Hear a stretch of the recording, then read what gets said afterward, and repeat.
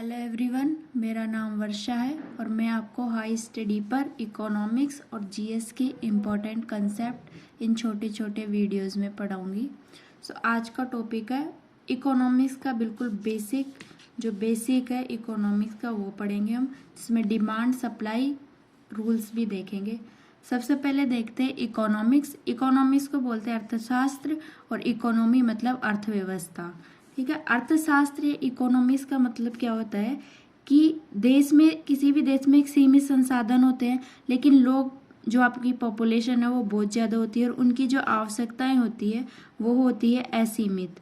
तो अर्थशास्त्र में अपन किस चीज़ का अध्ययन करते हैं कि सीमित संसाधनों के माध्यम से आपकी असीमित आवश्यकताओं को पूरा किया जा सके, ये होता है आपका अर्थशास्त्र। अब अर्थव्यवस्था में क्या होता है, जैसे इसके नाम में ही है व्यवस्था, मीन्स ऐसे रूल्स या फिर ऐसी व्यवस्था बनाना जिससे इस चीज़ को प्राप्त किया जा सके। जैसे कि आपकी अफ्रीका कॉन्टिनेंट है, उसमें संसाधन बहुत ज़्यादा है लेकिन लोग कम है, फिर भी उसके बावजूद वो कंट्री एक पुअर साइड में जाती है क्योंकि वहाँ की अर्थव्यवस्था थोड़ी कम अच्छी है, या कि रूल्स ऐसे नहीं है कि जिससे उनकी आवश्यकताओं को उस वे में कंप्लीट किया जा सके। इसमें आपके दो रूल्स होते हैं, एक होता है आपका लॉ ऑफ डिमांड और एक होता है आपका लॉ ऑफ सप्लाई। सबसे पहले देखते हैं डिमांड। सबसे पहले डिमांड करता कौन है, अपन लोग, मीन्स ये देखा जाता है कंज्यूमर के पर्सपेक्टिव से या उपभोक्ता के पर्सपेक्टिव से, और ये देखा जाता है आपके प्रोड्यूसर या फिर उत्पादक के पर्सपेक्टिव से। ठीक है, इसको समझते हैं। अब डिमांड कैसे बढ़ती है तो अपन पहले देख चुके हैं कि लोग किसी भी पर्टिकुलर चीज़ की डिमांड बढ़ा दे कि हाँ अब ये अपन को ज़्यादा चाहिए, तो उससे उस चीज़ की डिमांड बढ़ जाती है। तो डिमांड और प्राइस का जो रिलेशन है ये होता है आपका इन्वर्सली प्रोपोर्शनल का है, मीन्स ये नेगेटिवली रिलेट होते हैं एक दूसरे से।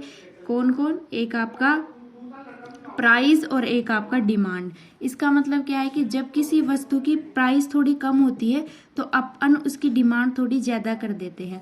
जैसे कि मान लेते हैं कि प्याज एक टाइम पे 110 रुपये का है, मतलब उसकी प्राइस बहुत ज़्यादा है, तो अपन उसको खाना कम कर देंगे, इसका मतलब उसकी डिमांड कम कर देंगे। लेकिन जैसे उसकी प्राइस डाउन होगी, या मान लेते 80 रुपीज़ आ जाएगी, तो अब उसकी प्राइस डाउन हो गई तो अपन वापस से उसको ज़्यादा खाना शुरू कर देंगे, इसका मतलब है कि उसकी डिमांड बढ़ गई है। तो इन दोनों के बीच में जो रिलेशन होता है वो इन्वर्सली होता है, ये एक दूसरे के नेगेटिवली रिलेट करके काम करते हैं। ठीक है, अब इसके कुछ एक्सेप्शन होते हैं, या बोले तो इसके अपवाद क्या क्या हो सकते हैं जहाँ पे ये रूल काम नहीं करता। जैसे कि आपकी हो गई आवश्यक वस्तुएं। आवश्यक वस्तुओं में जैसे आपकी आ गई रोटी। अब गेहूं आपका कितना भी महंगा हो जाए या उसकी डिमांड ज़्यादा हो जाए, कम हो जाए, वो लोग कंज्यूम करेंगे ही करेंगे, तो उस पर ये वाला जो रूल आपका ये लागू नहीं होता है। दूसरा कहाँ लागू नहीं होता है, ये आपकी पूरक वस्तुओं पे। पूरक वस्तुएं क्या होती है, जो एक साथ काम करती है। जैसे आपका हो गया गाड़ी और पेट्रोल।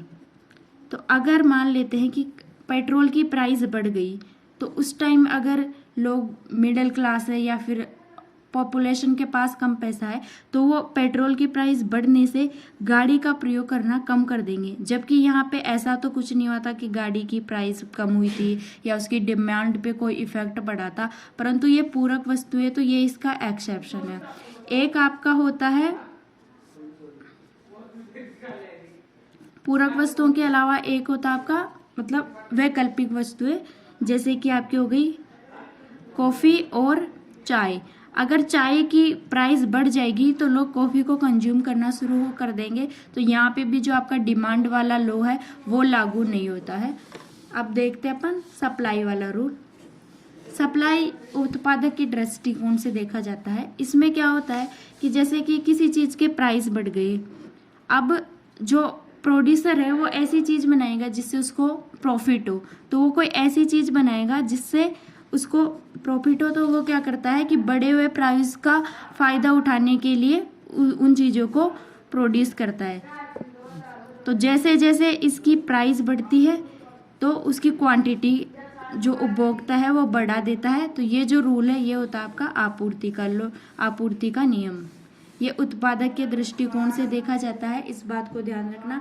जैसे कि कोरोना में मास्क का प्रोडक्शन बढ़ा दिया था कुछ लोगों ने, ताकि उनका प्रॉफिट हो सके। अब आगे बात करते हैं अपन फैक्टर कॉस्ट और मार्केट कॉस्ट की। तो जैसे मान लेते हैं कि ये कोई भी कंपनी है जो कुछ प्रोड्यूस करती है, मान लेते हैं चॉकलेट।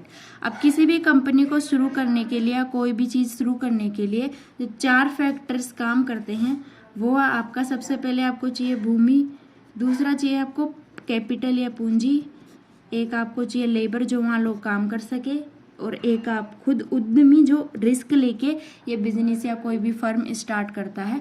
तो ये जो 4 है ये फैक्टर को अफेक्ट करने वाले इसके 4 फैक्टर्स हैं। ठीक, अब फैक्टर कॉस्ट क्या होगी, जो इन चारों के ऊपर जो आपका पैसा इन्वेस्ट होगा वो सारी होगी आपकी फैक्टर कॉस्ट। तो फैक्टर कॉस्ट में क्या आ जाएगा, भूमि पर जो आपको किराया देना पड़ेगा वो किराया आ जाएगा। दूसरी चीज जो आपने पूंजी या कैपिटल मार्केट से उठाई है उस पर आपको जो ब्याज देना पड़ेगा वो आ जाएगा। और श्रम जो आपके यहाँ पे लेबर काम कर रहा है उसकी वेजेस देनी है तो उसकी वेजेज आ जाएगी, या मजदूरी जो भी है उसकी मजदूरी दर आ जाएगी। उसके साथ जो उद्यमी ने रिस्क लिया है उसको जो लाभ होगा या उसको प्रॉफिट होगा, इन सबको जोड़ के जो आपका निकलता है ये आपका होता है फैक्टर कॉस्ट। इससे मान लेते हैं कंपनी चॉकलेट्स प्रोड्यूस कर रही है और इसका जो फैक्टर कॉस्ट है मान लेते हैं कि 50 रुपये। अब ये कंपनी 50 रुपये में तो बेच नहीं देगी, ये अपना प्रॉफिट कमाने के हिसाब से भी देखेगी। तो जब ये मान लेते हैं कि चॉकलेट जस्ट इस कंपनी से बाहर निकली है तो अभी इसकी जो कॉस्ट है वो है फैक्टर कॉस्ट, और ये आपका है मार्केट जहाँ पे ये चॉकलेट अंतिम रूप से कंज्यूम की जाएगी अपन कंज्यूमर्स के द्वारा जो इसको खरीद के खाएंगे। तो ये चॉकलेट जब मार्केट तक पहुंचेगी तो इसमें सबसे पहले सारे टैक्सेस इंक्लूड हो जाएंगे, जो आपके इनडायरेक्ट टैक्स है, जीएसटी है या डायरेक्ट टैक्स, जितने भी टैक्सेस लगते हैं वो सारे टैक्स इंक्लूड होंगे। उसके साथ अगर मान लेते हैं कि ये एक बहुत ही इंपॉर्टेंट चीज़ है जिसको गवर्नमेंट प्रमोट करना चाहती है कि नहीं ये चीज़ तो अभी सबको खानी चाहिए, तो गवर्नमेंट उस चीज़ को प्रमोट करने के लिए क्या करेगी, उस पर सब्सिडी देगी, मीन्स उस पर कुछ प्राइस कम कर देगी और अपनी तरफ से सब पैसे देगी। तो ये हो जाएगा इसमें से नेगेटिव।